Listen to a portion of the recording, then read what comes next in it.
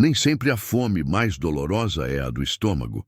Às vezes, o que mais machuca é a fome de dignidade, de ser visto, de sentir que ainda se tem valor, mesmo quando o mundo inteiro passa por você como se fosse invisível.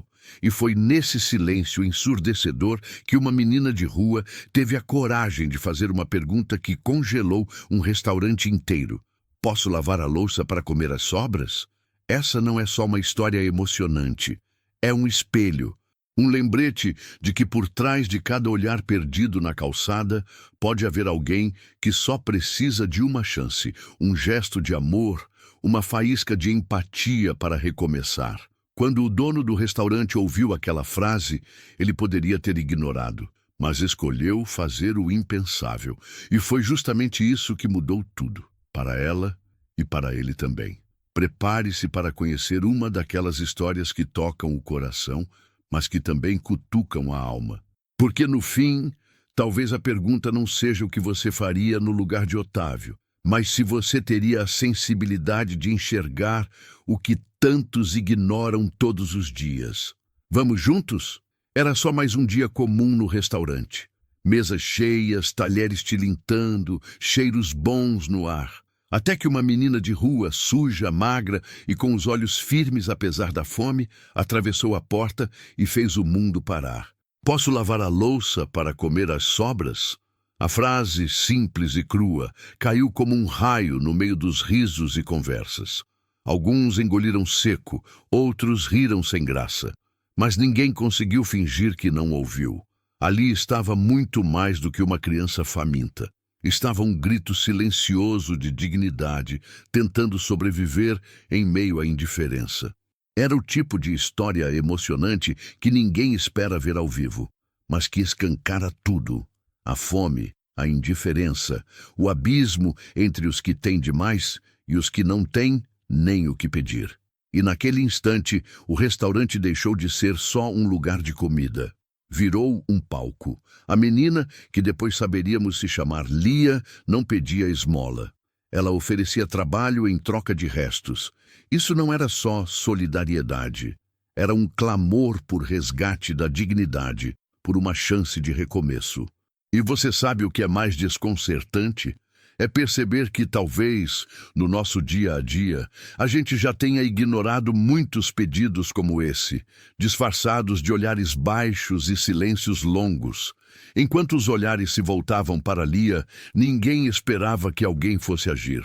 Mas lá do fundo do restaurante, Otávio, o dono, se levantou sem dizer nada.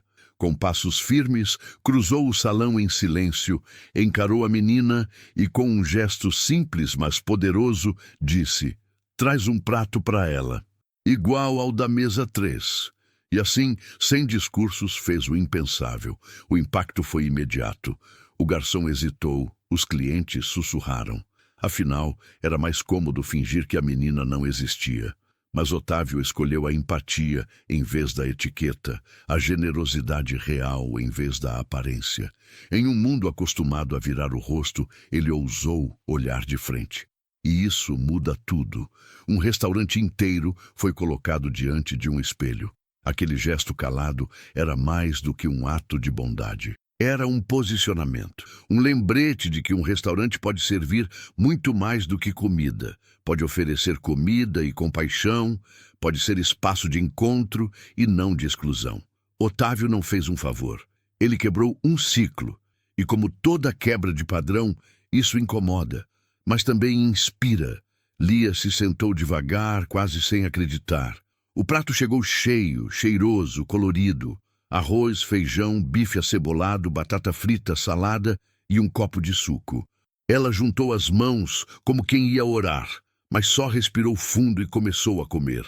Cada garfada era uma batalha vencida, um pedaço de vida sendo devolvido. E ninguém ali conseguia desviar os olhos. Alguns viam ali uma menina de rua, outros uma intrusa. Mas Otávio via a humanidade, via alguém que merecia estar ali tanto quanto qualquer cliente de terno. Ele a observava em silêncio, como quem já tinha passado por algo parecido. Porque era isso, solidariedade de quem entende, de quem reconhece a própria dor no olhar do outro. O ambiente ficou dividido. Uns cochichavam, outros desviavam o olhar. Mas Lia seguia comendo, firme. Não havia desespero, só cuidado. Era uma história emocionante acontecendo diante de todos. Uma criança faminta estava sendo alimentada, sim, mas acima de tudo estava sendo respeitada. E isso, meu amigo, alimenta muito mais do que o corpo. Quando Lia terminou a refeição, limpou o prato com o olhar de quem sabe o valor de cada grão. Ela não pediu mais nada, não tentou conversar, apenas fez um gesto tímido com a cabeça em agradecimento. Mas Otávio não parou por ali. Foi até a cozinha, preparou uma sacola com pão fresco, uma fruta, suco e saiu atrás da menina.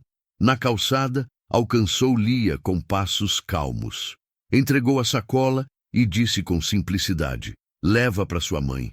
Foi um daqueles gestos que não exigem aplauso, porque nascem da alma.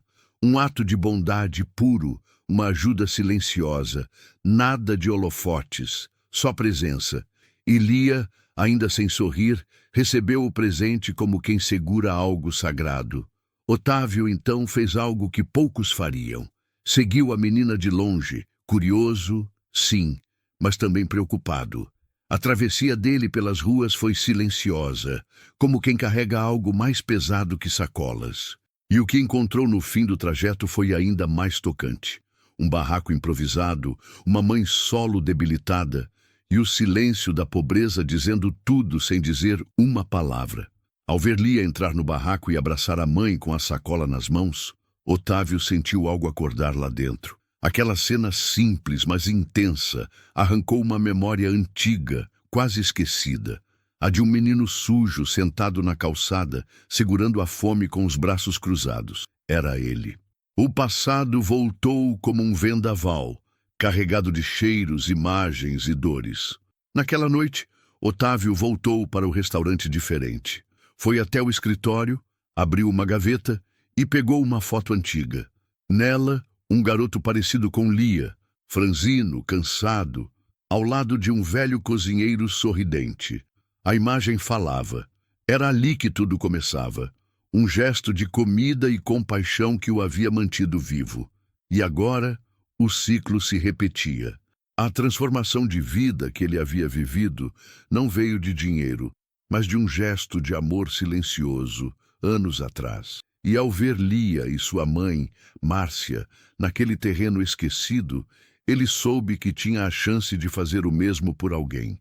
Mais do que alimentar, era a hora de resgatar a dignidade de quem já estava cansado de ser invisível. E isso não se aprende em nenhum livro, só vivendo. No dia seguinte, antes mesmo do restaurante abrir, Otávio já estava de pé. Separou 2 marmitas quentinhas, uma garrafa de chá, um pedaço de pão e frutas. Embalou tudo com cuidado e saiu em silêncio pelas ruas ainda adormecidas. Deixou a sacola discretamente na frente do barraco, sem bilhete, sem assinatura. Apenas o cuidado, falando mais alto. E assim começou uma rotina invisível, mas poderosa.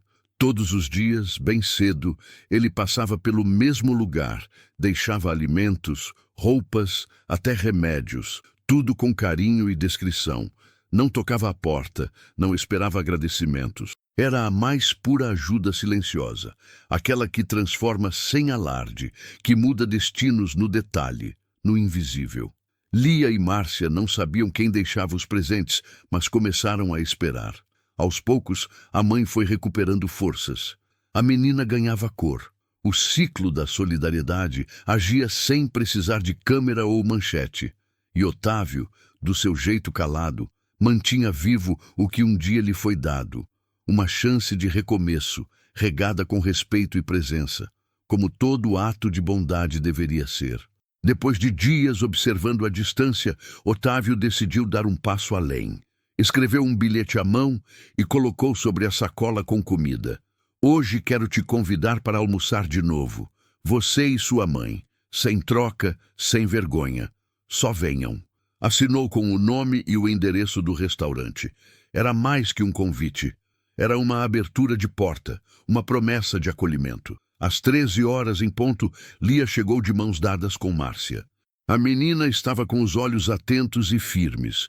A mãe, insegura, mas arrumada, com vestido limpo e batom discreto.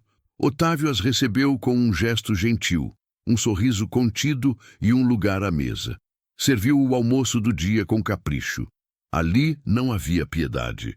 Havia empatia, respeito, comida e compaixão. Durante a refeição, Otávio falou pouco, mas quando terminou, olhou para Márcia e compartilhou sua própria história. Eu também cresci na rua e sobrevivi porque alguém me deu um prato sem perguntar nada. Em seguida, ofereceu a ela um emprego formal com carteira assinada e vale-transporte. Para Lia, prometeu escola. Era o início de algo novo, um verdadeiro gesto de amor. Márcia começou a trabalhar já na semana seguinte. Recebeu uniforme simples, orientações pacientes e, pela primeira vez, um espaço onde não era julgada. Ainda tremia de medo, errava, pedia desculpas demais. Mas ninguém gritava. Aos poucos, ela foi percebendo que ali havia mais que um emprego. Havia um lugar onde o resgate da dignidade era real.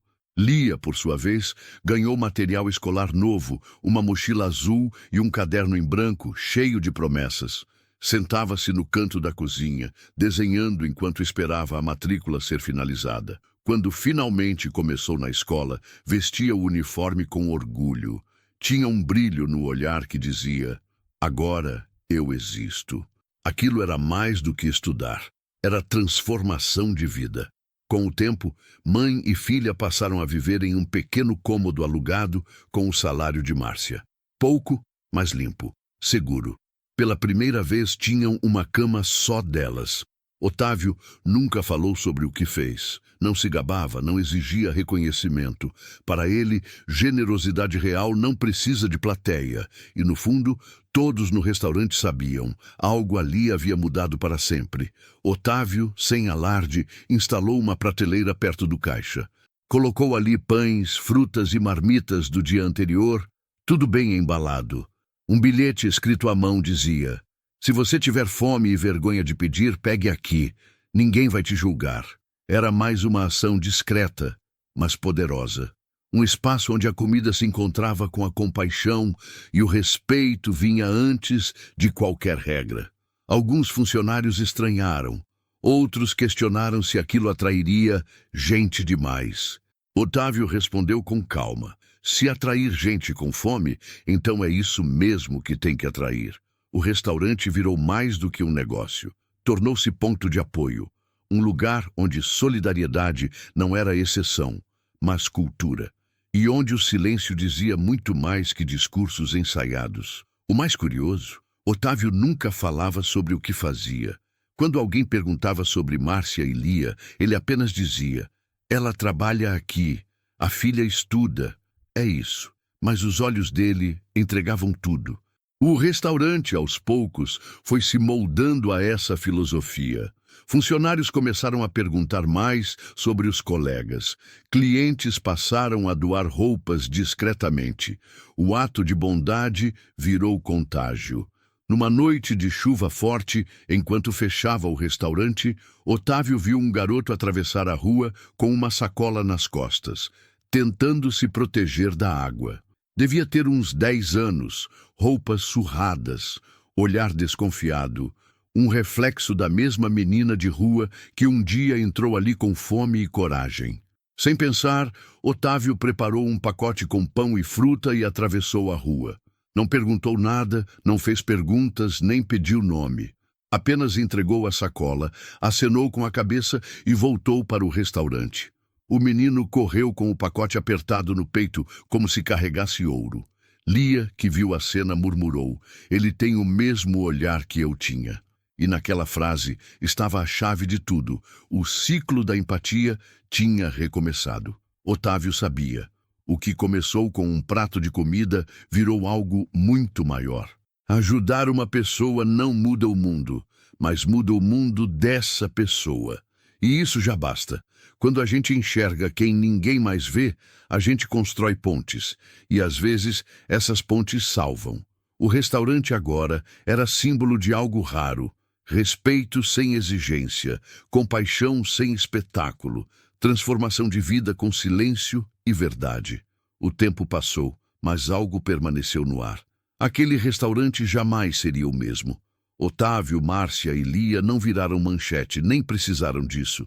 A verdadeira mudança de destino não exige palco, só presença.